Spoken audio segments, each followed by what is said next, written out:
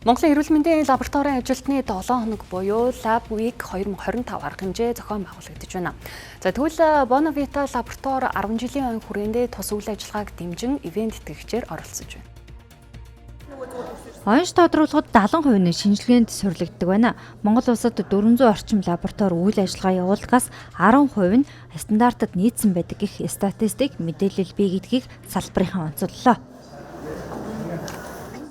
400 лаборатори байгаа гэсэн боловч түүний зөвхөн 10% нь стандартын шаардлага хангасан итгэмжлэгдсэн байна гэсэн тийм дүн байгаа байхгүй. Тэгэхээр энэ нь бол хангалтгүй байгаа. Тэгэхээр стандартын шаардлага хангаж итгэмжлүүлнэ гэдэг нь сайн дураараа хийх процесс биш юм. Энэ бол заавал тухайн лаборатори үйл ажиллагаагаа зөв байгаа гэдгээ нотолж байгаа хөндлөнгийн нотлого байхгүй. Тэгэхээр манай лабораториуд бүгдээрээ энэ стандартын шаардлага хангад итгэмжлүүлэх ёстой.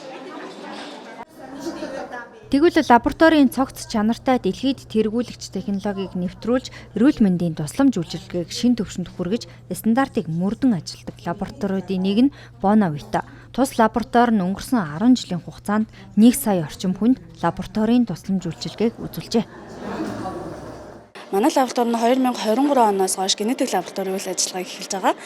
Генетик лабораторийн үйл ажиллагаанд ДНХ адилхан харьцуулах зорилгоор эцэг тогтоох шинжилгээг хийж байгаа.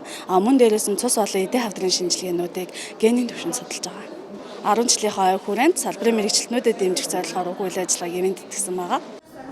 Bonavita лаборатори нь 153 төрлийн шинжилгээ хийхдээ олон улсад тэргүүлэх үйлдвэрлэгчийн орчин үеийн дэвшилтэд бүрэн автомат технологийн шийдлүүдийг онцлогоонд нэвтрүүлэн ажиллаж байгаагаараа онцлогтой.